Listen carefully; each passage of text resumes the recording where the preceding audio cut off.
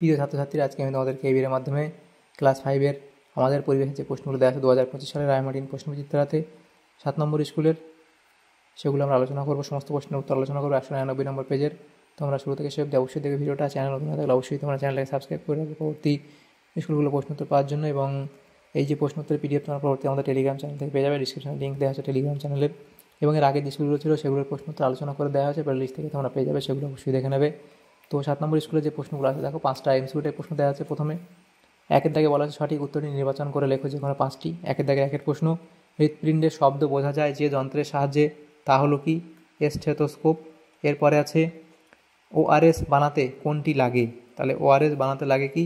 নুন, চিনি এবং জল। এরপরে আছে রক্তাল্পতার কারণে কি হয়? নখটা ফ্যাকাশে হয়ে যেতে পারে, নখের মাঝখানটা চামচের মতো উঁচু হয়ে যেতে পারে। তাহলে এখানে ক এবং খ, এই অপশান গ হবে সঠিক উত্তর, ক ও খ উভয়ই। এরপরে প্রশ্ন, অস্থি মজবুত করার জন্য দরকার কি? ক্যালসিয়াম। ত্বকে রোদ লাগলে কি হয়? ভিটামিন ডি তৈরি হয়, অপশান খ। এরপরে বক্রেশ্বর তাপবিদ্যুৎ কেন্দ্র কোথায়? এটা বীরভূম জেলায় অবস্থিত। তাহলে এমসিকিউ টাইপ যে প্রশ্নগুলো ছিল সেগুলো এখানে হলো। এরপরের প্রশ্ন দেওয়া আছে 2-এর দাগের প্রশ্ন, শূন্যস্থান পূরণ করো যে কোনো 5টি। প্রথম প্রশ্ন 2-এর দাগের 1-এর প্রশ্ন, ত্বকের ওপরের স্তরে ড্যাশ থাকে না। তাহলে ত্বকের ওপরের স্তরে রক্ত থাকে না। এরপরে অতিবেগুনি রশ্মি ত্বকের ড্যাশ ঘটায়। অতিবেগুনি রশ্মি ত্বকের ক্যান্সার ঘটায়। এরপরে প্রশ্ন, ড্যাশ নামের একটা জিনিসের জন্য চামড়ার রং কালো হয়। এটা হবে কি? মেলানিন নামক একটা জিনিসের জন্য চামড়ার রং কালো হয়। ডিওটি হলো ড্যাশ রোগের চিকিৎসা পদ্ধতি। তাহলে ডিওটি হলো যক্ষ্মা রোগের চিকিৎসা পদ্ধতি। এরপরে ছৌ নাচের জন্য বিখ্যাত ড্যাশ জেলা? ছৌ নাচের জন্য বিখ্যাত পুরুলিয়া জেলা। এরপরে দুটি হাড়ের জোড়কে ড্যাশ বলে? দুটি হাড়ের জোড়কে অস্থি সন্ধি বলে।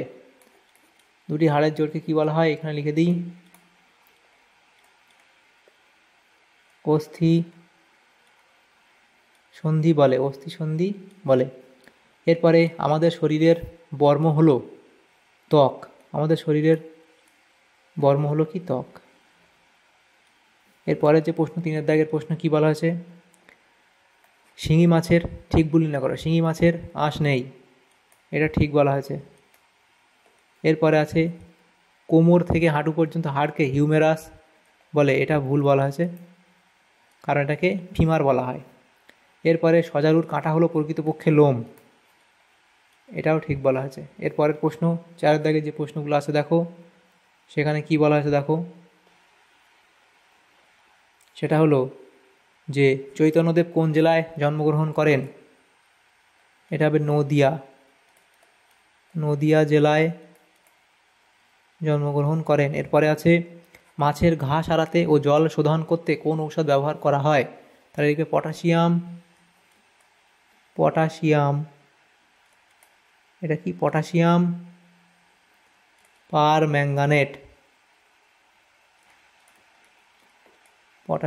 পারম্যাঙ্গানেট।